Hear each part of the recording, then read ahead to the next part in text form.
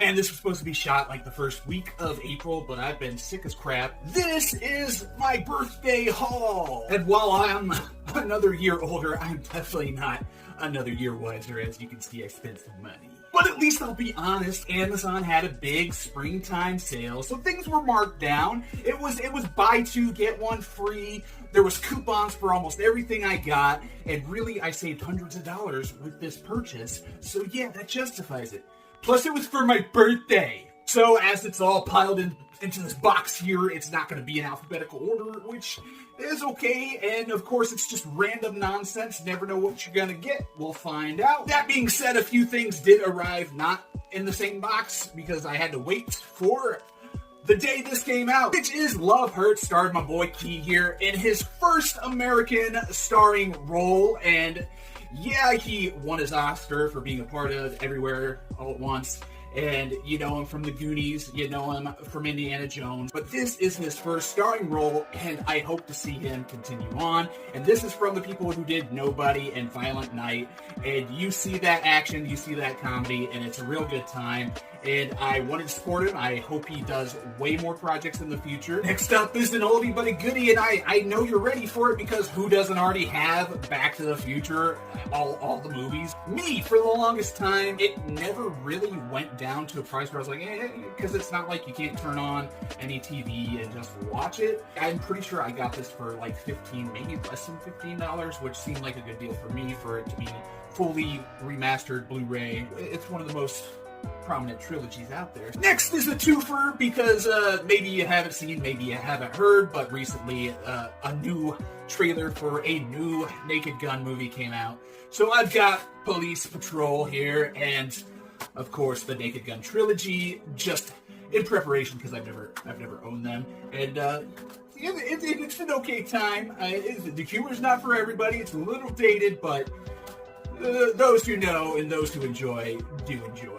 Let's get into the actual box here. So there was a 4K deal that I remember, but I picked up The Invisible Man, an older release, not crazy old, and Wolfman. So two modern adaptations from Chris Landon and Leigh Whannell, who wrote them. He's the guy who was on the bathroom floor in Saw. He wrote Saw. The movie adaptations had their own twists and turns, and some you might not expect. Some were cool, and the way they shot them is really interesting. And so I thought it was worth grabbing them whilst they were on sale and cheap.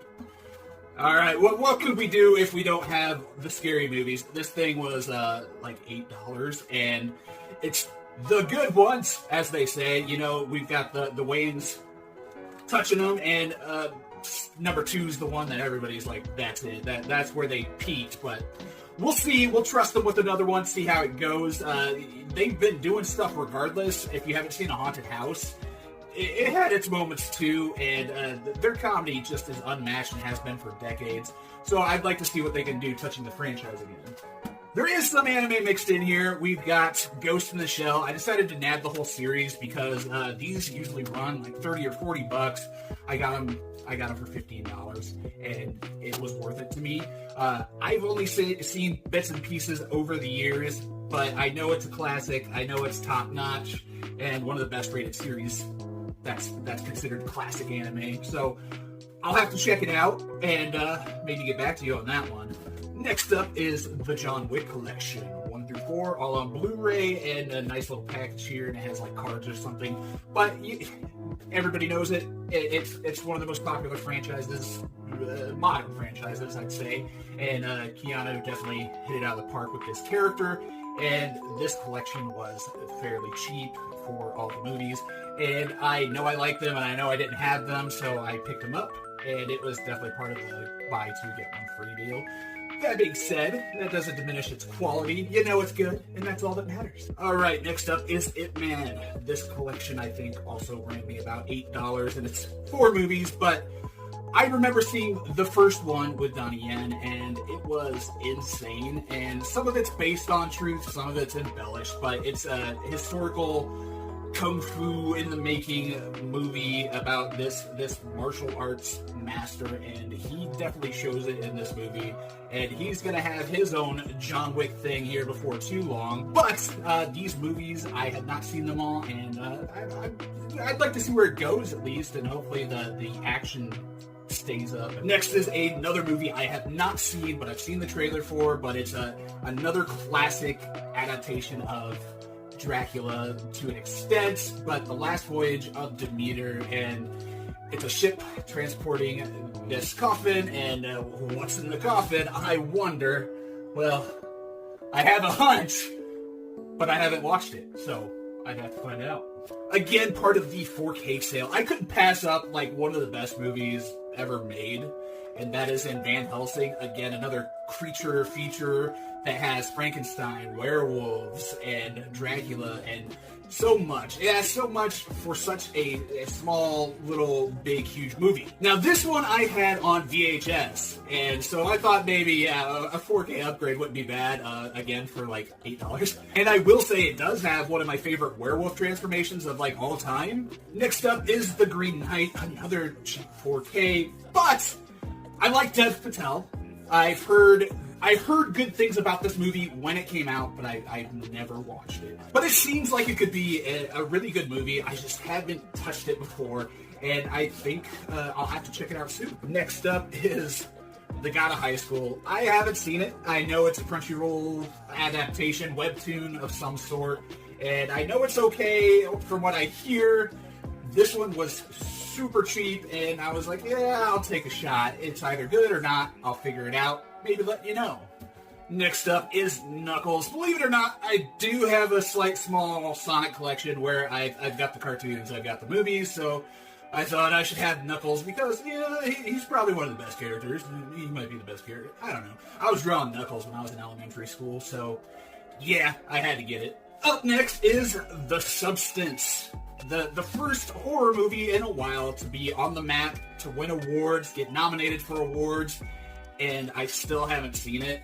Part of me is a little worried too, but it was on sale. I picked it up, especially because of all the buzz it has, and if I watch it, I guess maybe I'll let you know. We're almost to the end. There's a few left, but they're a little bit more intimate. Here is the Steelbook of They Live, and this has been on my wish list for years. It was a part of the buy two, get one free sale, and I decided to pull the trigger, and it doesn't disappoint. It's just like I remembered it. A good 10 minutes of two dudes fighting, and there's story around that, but that's all you need to know. Plus, when he walks in and he's out of bubblegum. But I'll do a little close-up of all the sides for you.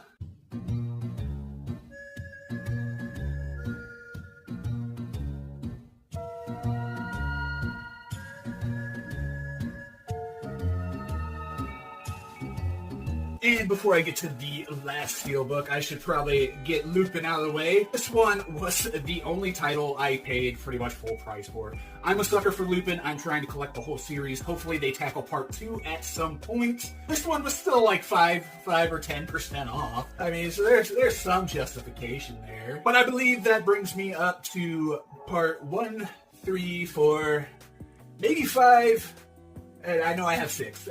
So it's confusing. Part 2 is like 150-something episodes, and some of them might not even be track-downable, from my understanding. I don't know. I haven't read up on it in a while. But either way, I got part 3. And finally, I bring our end with Venom.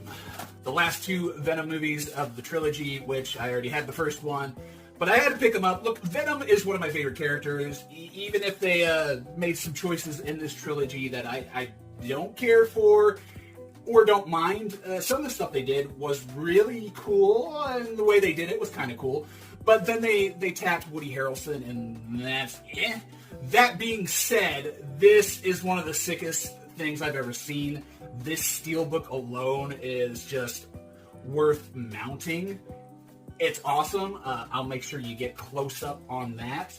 But I just had to have this specifically, even though he's in it, and even though the way they adapted Carnage is this is just to look at, but I will watch it again because I haven't seen The Last Dance, and I know it's streaming, but again, Venom is one of my favorite characters. He has been since 90s Spider-Man. So I've grown up with him and seen him in a few different iterations. I've seen Agent Venom. I've seen different comic book runs of him too. And these movies are fun. It's fun getting to see him on the big screen on doing stuff. And hopefully we see the character again in the future, however they adapt him. But for now, I'm stuck with these guys, and hopefully the last one's at least fun. That's all I'm looking for, is just some fun. I'm not expecting some crazy, super awesome adaptation, because I've seen the first one, I've seen the second one. They're all right, but I'll go ahead and show you this one.